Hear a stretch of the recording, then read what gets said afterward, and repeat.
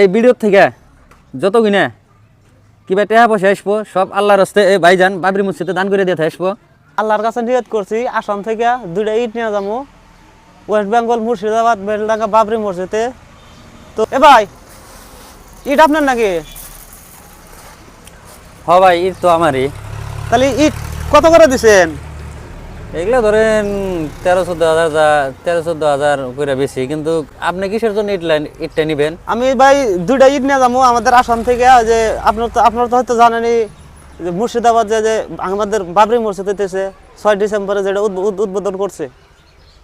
ঠিক আছে, আপনি যদি বাবরি মসজিদের জন্য ইট নিয়ে যাবেন, 2টা নেবেন না, আপনার কয়টা নাগে আপনি এই জায়গা থেকে নিয়ে যান, তাতে আমার কোনো দুঃখ নাই কে, যাতে আমার আরও ইনশাআল্লাহর মতো আমি দান করে দিয়ে দিলাম, আপনি ইটগুলো নিয়ে যেতে পারেন।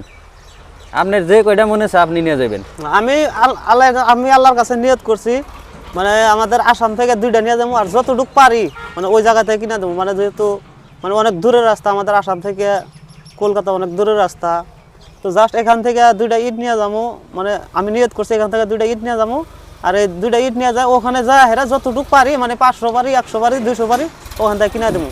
তো আপনি তাহলে পয়সা নেবেন না? এটার পয়সা না, নেবেন না? আমি আমার মনের থেকে আমি মন খুশি করে আপনি যেটা কথা কইছেন এই কথার জন্য, বাবরি মসজিদের জন্য ধরেন আঙ্গেরও অল্প আছে, আমরা ওইটু করতে পারি না, গরিব মানুষ, ওই জায়গায় যাওয়া আঙ্গেরও দরকার, কিন্তু আপনি যাইবার চাইতেছেন ওইটা হাজার হাজার ধন্যবাদ। আপনি 2টা লাগে 5টা লাগে কয়টা ইট লাগে আপনি এই জায়গা থেকে নিয়ে যান। বর্তমান আমি 2টা নিব, তো আপনি অনেক সুন্দর কথা কইছেন।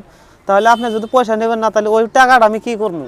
আপনি ওই জায়গায় দান করে আসবেন। মানে যে একটা ইটের দাম কত? ধরেন একটা ইটের দাম 20 টাকা। 20 টাকা।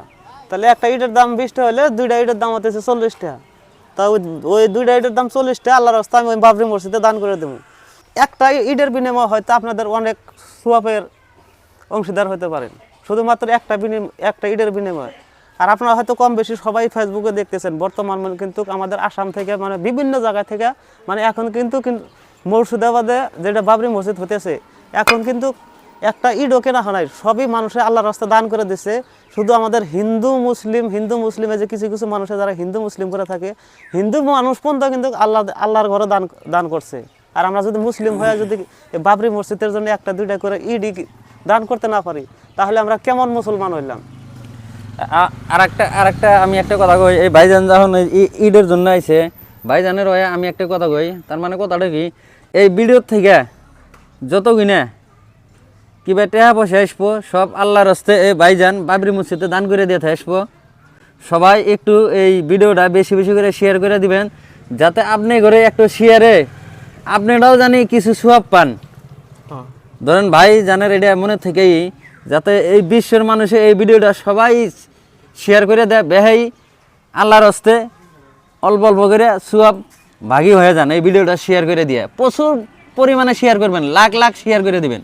আর শুধু এই ভিডিওর ইনকামিনা, এই যে ভাই যেহেতু কথা কইছে যে আমি আল্লাহর ঘরের ইট নিয়ে কসম কেটে করতেছি, শুধু এই ভিডিওর থেকেই না, এই ভিডিওর উপরে এই ভিডিওর টাকা তো দিব, বরঞ্চ আমার পকেটের থেকে আমি আরও ঘুরে মানে 1000 পারি 2000 পারি আল্লাহর ঘরে আমি দান করে দেবো। আর সবাই ভিডিওটা প্রচুর পরিমাণে শেয়ার করে দেবেন, এটাই আপনাদের কাছে আমার অনুরোধ রইল।